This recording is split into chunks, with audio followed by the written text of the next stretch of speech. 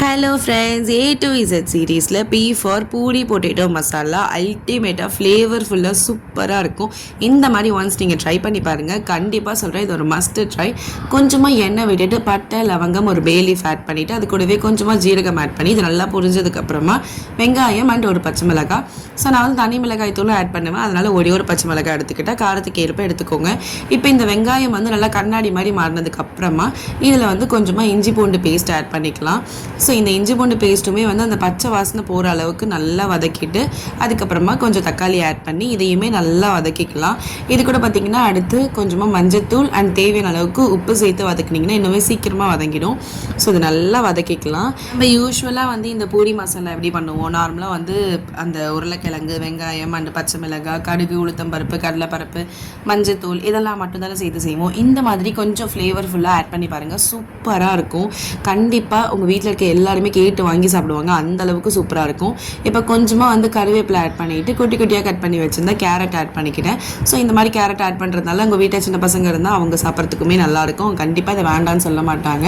And இன்னும் கொஞ்சம் flavour எடுத்து கொடுக்கறதுக்கு பெருங்காயம் ஆட் பண்ணி கொஞ்சம் தண்ணி விட்டு இந்த கேரட் நல்லா வேகட்டும். அதுக்கப்புறமா வந்து நான் மிளகாய் தூள் ஆட் பண்ணிக்கிட்டேன். இந்த மிளகாய் தூளும் சேர்த்து கொதிக்க வச்சா அந்த ரா ஸ்மெல்லும் சீக்கிரமாக போயிடும். அதனால நான் கேரட் கூடவே மிளகாய் தூளும் போட்டுக்கிட்டேன். இந்த தூள் என்னென்னு பார்த்தீங்கன்னா 1 டேபிள் ஸ்பூன் தனியா மிளகு அண்ட் ஜீரகம் சோம்பு இதை நல்லா இடித்து சேர்த்துக்கலாம். இதை அரைக்கிறதுக்கு பதிலாக இந்த மாதிரி இடித்து சேர்த்து பாருங்கள், சூப்பராக இருக்கும். இப்போ தேவையான அளவுக்கு தண்ணி விட்டுட்டு அந்த கேரட் வெந்திருக்கான்றதை பார்த்துட்டு அதுக்கப்புறமா நம்ம உருளைக்கிழங்கு ஆட் பண்ணிக்கலாம். ஸோ நான் ஆல்ரெடி பாயில் பண்ணி மசிச்சு வச்சுருந்தேன். இந்த உருளைக்கிழங்கு இதில் ஆட் பண்ணி நல்லா மிக்ஸ் பண்ணி விட்டுடலாம். நம்ம ஆட் பண்ணியிருக்க மசாலாலாம் வந்து இந்த உருளைக்கிழங்குல ப்ராப்பராக போய் ஊறணும். அப்போ தான் நம்ம உருளைக்கிழங்கு எடுத்து சாப்பிடும்போது அந்த ஃப்ளேவர் பர்ஃபெக்டாக தெரியும். அதனால நல்லா ஒரு கொதி வந்ததுக்கு அப்புறமா இதில் வந்து கொஞ்சமாக நான் கேஷ்யூ ஆட் பண்ணிக்கிட்டேன். அடுத்து பார்த்திங்கன்னா கடலை மாவை தண்ணியில் மிக்ஸ் பண்ணி கரைச்சி வச்சுருந்தேன். ஸோ அதையுமே இதில் வந்து விட்டுக்கலாம். இது வந்து நல்ல திக்னஸ் கொடுக்கும். அண்ட் அது மட்டும் இல்லாமல் இந்த கிரேவி அண்ட் பொட்டேட்டோ இது ரெண்டுமே வந்து நல்லா மிக்ஸ் ஆகி கம்பைன் ஆகி நமக்கு கொடுக்கும். அப்போ நமக்கு வந்து பொட்டேட்டோ மட்டும் தனியாக எடுத்து சாப்பிட்ற மாதிரி இருக்காது. இந்த தண்ணி வந்து திக்காகிறதுனால நம்ம ஓவராலாக சாப்பிட்ற மாதிரி இருக்கும். அதனால் நமக்கு ரொம்பவே சூப்பரான ஃப்ளேவர் எடுத்து கொடுக்கும். நல்லா ஒரு தடவை கொதிச்சதுக்கு அப்புறம் பார்த்தீங்கன்னா இது நல்லா திக்காகிறது உங்களுக்கு தெரியும். இந்த டைமில் வந்து 1/2 டேபிள் ஸ்பூன்லேருந்து 1 டேபிள் ஸ்பூன் அளவுக்கு நம்ம கரம் மசாலா எடுத்துக்கலாம். இந்த டைமில் ஆட் பண்ணாதான் இன்னுமே அந்த ஃப்ளேவர் வந்து சூப்பராக கொடுக்கும். நம்ம ஆல்ரெடி சேர்த்த ஃப்ளேவர் அது மட்டும் இல்லாமல் இந்த கரம் மசாலா இதுக்கு அடுத்து நம்ம வந்து கொஞ்சமாக கொத்தமல்லியை வந்து குட்டி குட்டியாக கட் பண்ணி சேர்த்துக்க போகிறோம்.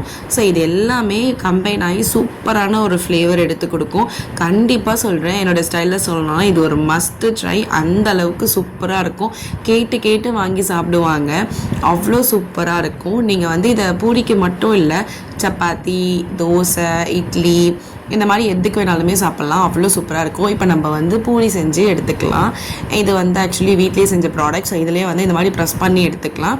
இந்த மாதிரி ப்ரெஸ் பண்ணி எடுத்ததுக்கப்புறமா நம்ம வந்து எண்ணெயில் பொரித்து எடுத்துக்கலாம். இது வந்து கோதுமை மாவு பூரி தான். ஸோ இந்த மாதிரி மாவு வந்து ரொம்ப சாஃப்டாக பிசையணும். அப்போ தான் வந்து பூரியும் நல்லா புசு புசுன்னு பால் மாதிரி அழகாக வரும். எண்ணெய் சூடாகிறதுக்குள்ளே இந்த உருளைக்கிழங்கு மசாலாவை எடுத்து வச்சிடலாம்.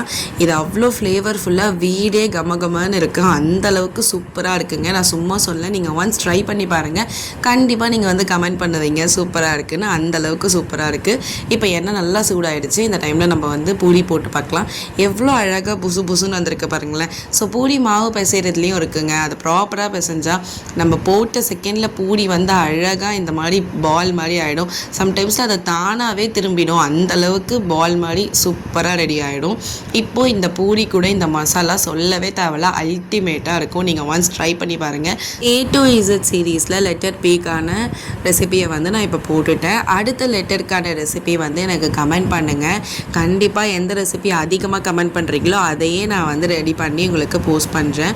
அண்ட் அது மட்டும் இல்லாமல் என்னுடைய வீடியோ வந்து நீங்கள் கண்டினியூவாக பார்க்குறதுக்கு கண்டிப்பாக சப்ஸ்கிரைப் பண்ணி ஆகணும். அப்போ உங்களுக்கு ரொம்பவே சீக்கிரமாக என்னுடைய வீடியோ வந்து உங்களுக்கு நோட்டிஃபிகேஷனாக வரும். கண்டிப்பாக நீங்கள் பார்க்கலாம். பெல் பட்டனை கிளிக் பண்ணிங்கன்னா கண்டிப்பாக நோட்டிஃபிகேஷன் வரும். இப்போ உங்களுக்கு இந்த பூரியை புட்டு காமிக்கிறேன் பாருங்கள், எவ்வளோ சாஃப்டாக இருக்குது. அது மட்டும் இல்லாமல் அந்த லேயர் பாருங்கள், மேலே இருக்கிறது ரொம்ப தின்னாக இருக்குது அண்ட் கீழே இருக்கிறது ரொம்ப சாஃப்டாக இருக்குது.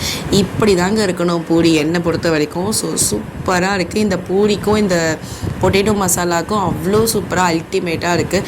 நீங்கள் எத்தனை பூரி சாப்பிட்றீங்கன்னே தெரியாது, அந்தளவுக்கு நீங்கள் பூரியை வந்து ரொம்ப சீக்கிரமாக காலி பண்ணுறீங்க. இந்த பொட்டேட்டோ மசாலாவும் சீக்கிரமாக காலி ஆகிடும். எல்லாருமே கேட்டு வாங்கி சாப்பிடுவாங்க. இந்த வீடியோ உங்களுக்கு பிடிச்சிருந்ததுன்னா லைக் பண்ணுங்கள், ஷேர் பண்ணுங்கள், சப்ஸ்கிரைப் பண்ணுங்கள். பாய்.